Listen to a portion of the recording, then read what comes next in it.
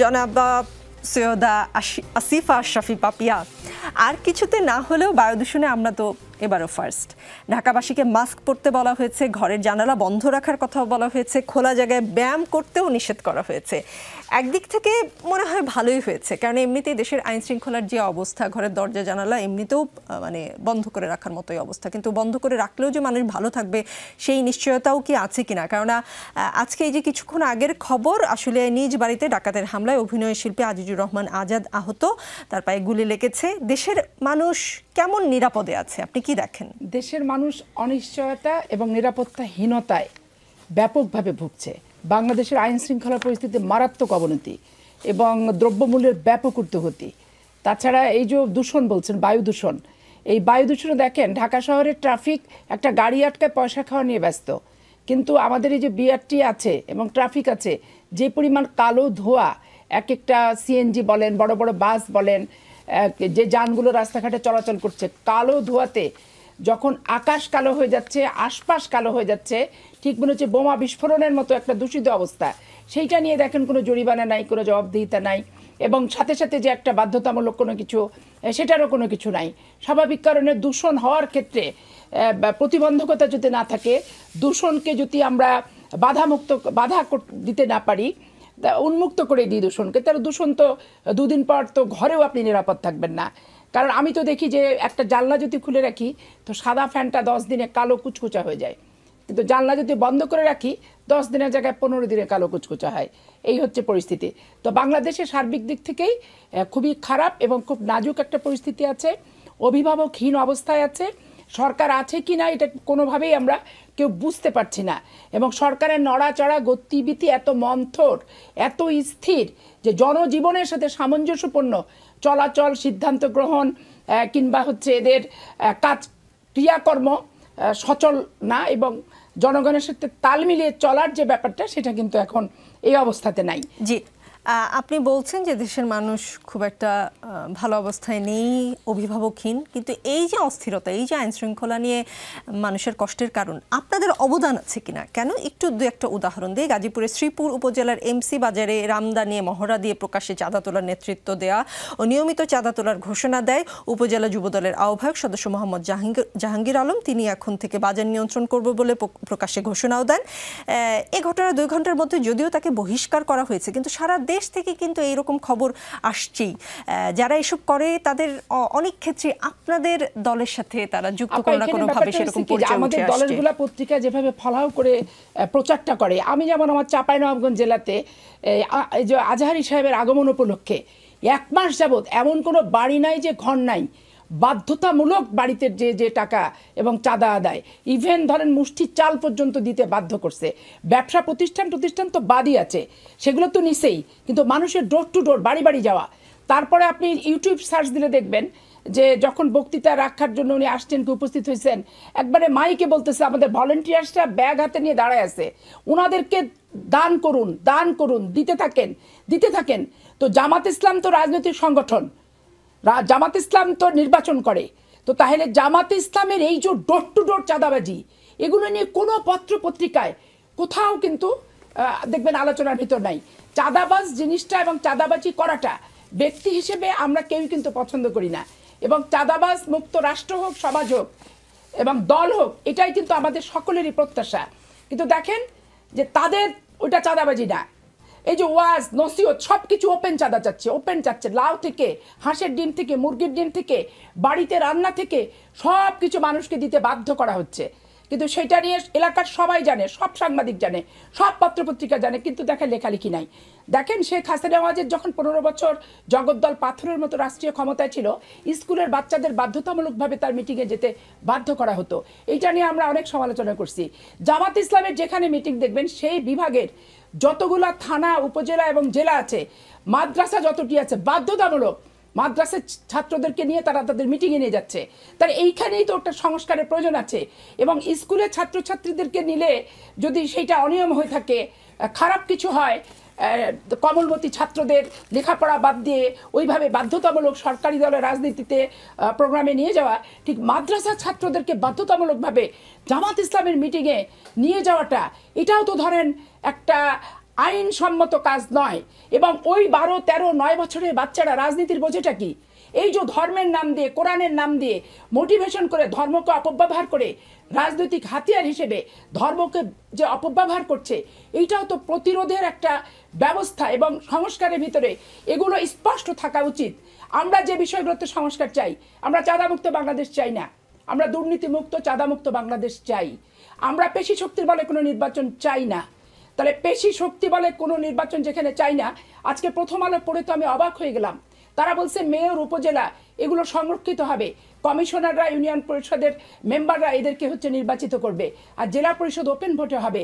যে নির্বাচনের জন্য, যে সুস্থ নির্বাচনের জন্য, মানুষের ভোটের অধিকার প্রয়োগের জন্য 15টা বছর আন্দোলন করে গুণ, খুন, অপহরণ, এত কিছু আজকে পত্রিকার শিরোনাম কেন হবে? আর সরকার এই ধরনের সিদ্ধান্তই বা ভোটের প্রসঙ্গে আমরা আসছি নিশ্চয়ই। আশরাফি আপি, আমরা কথা বলবো আইন শৃঙ্খলা পরিস্থিতির বিষয়টা একটু সাদ্দাম হোসেন আপনার কাছ থেকেও জানতে চাই।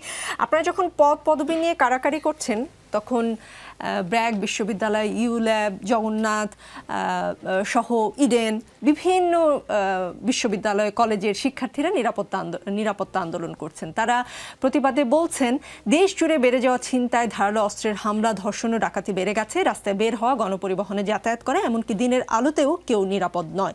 তারা প্রতিবাদ করেছেন আজকে দিনব্যাপী। নাগরিক কমিটির ব্যানারে আসলে তেমন কিছু দেখলাম না, আমার চোখে পড়েনি, নাকি আসলে আপনাদের এসব নিয়ে খুব একটা সময় নেই, নতুন দল করছেন? জি, ধন্যবাদ আপনাকে, ধন্যবাদ যমুনা টেলিভিশনের দর্শক শ্রোতাদের। সত্যিকার অর্থে আইন শৃঙ্খলা পরিস্থিতির যেই অবনতি ঘটেছে এটাকে অস্বীকার আমি করব না। এই ধরনের হিপোক্রেসি অন্তত নতুন রাজনৈতিক বন্দোবস্ততে আমরা রাখতে চাই না।